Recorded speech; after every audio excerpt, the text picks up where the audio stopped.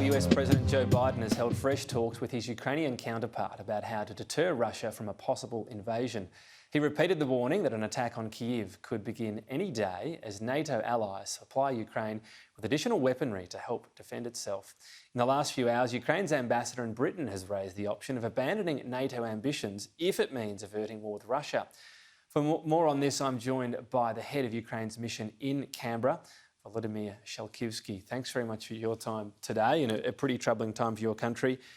So that's the report we have from the UK ambassador, the Ukrainian ambassador to the UK. Is that what Ukraine's considering at the moment, to try to avert a war?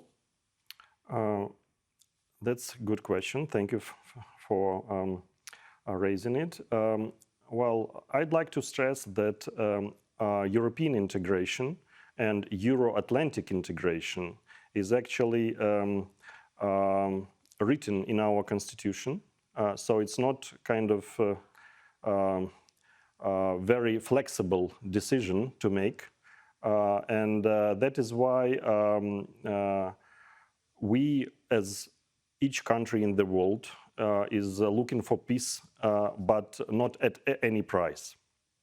Okay, so European integration is written into the Constitution, but could you still pledge not to become part of NATO while still going about that integration? I'd like to just remind that Ukraine for considerable time was neutral, and it was also written in the Constitution. And it was not a simple desire to be part of NATO at the beginning. We were forced to try to get accepted to NATO by aggressive foreign and military policy of Russia, which always view Ukraine as its part and questioned our right to be independent. So that is why, after violating so many international treaties with Ukraine and grabbing our territory, we feel that only with NATO we can be safe enough, having such a powerful and aggressive neighbor. So just to try to clarify this though, is Ukraine putting on the table a pledge not to join NATO if it comes with a pledge from Russia to not invade Ukraine?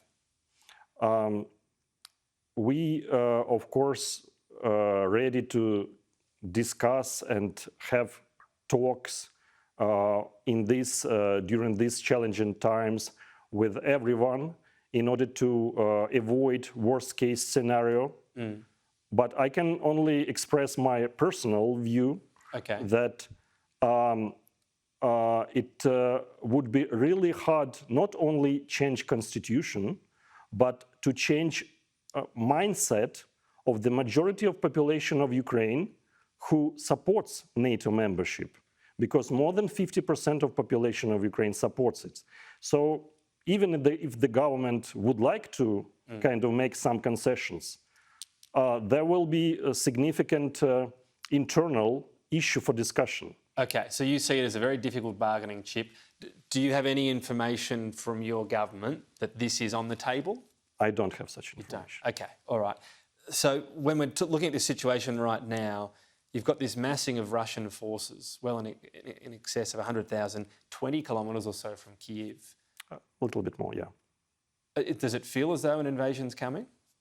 Probably it would be exaggeration to say that the ordinary life continues as normal, business as usual, but still there is no panic on the ground. Of course, we facilitate those decisions made by the governments of a number of countries. More than 10 countries decided to shift their embassy personnel to western part of our country, to Lviv, including Australia.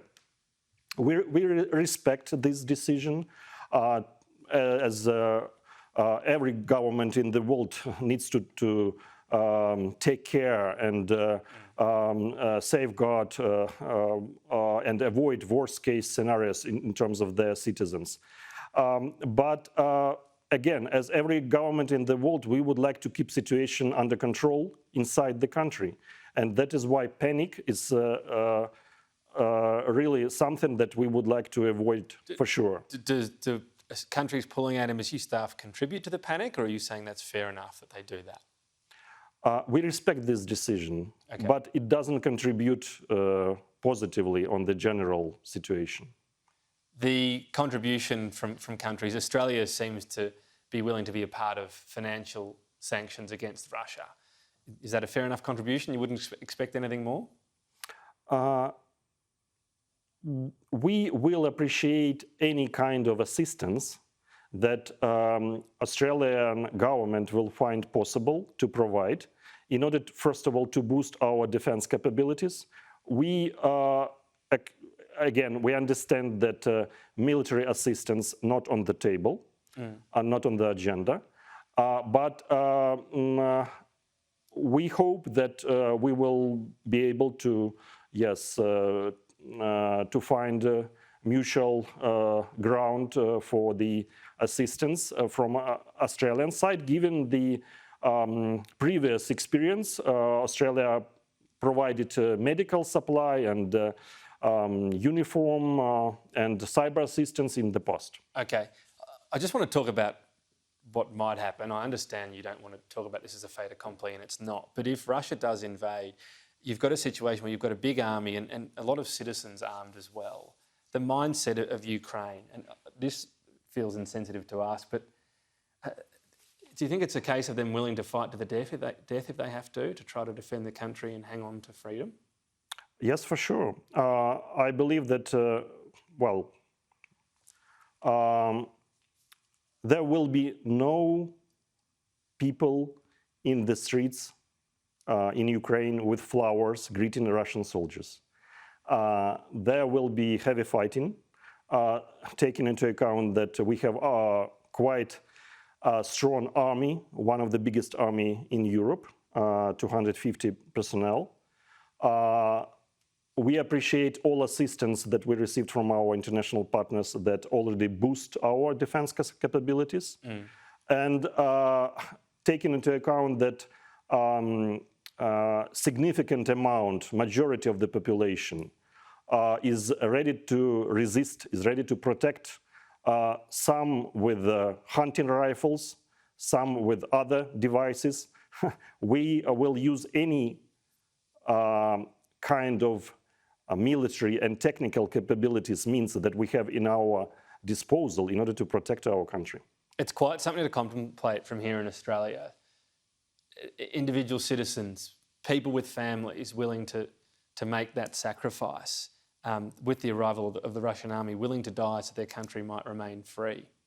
Yes, because we had already in our short independent history, though Ukraine is ancient country with more than 1,000 history, we had already two revolutions, Orange Revolution and Euromaidan, just 15 and 8 years ago.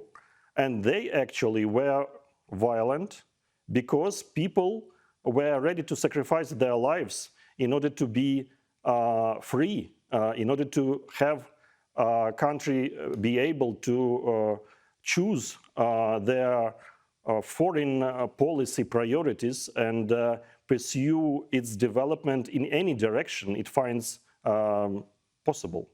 All right. Well, we do hope for a peaceful end, but we appreciate your time today on Sky News. Thank you very much for inviting.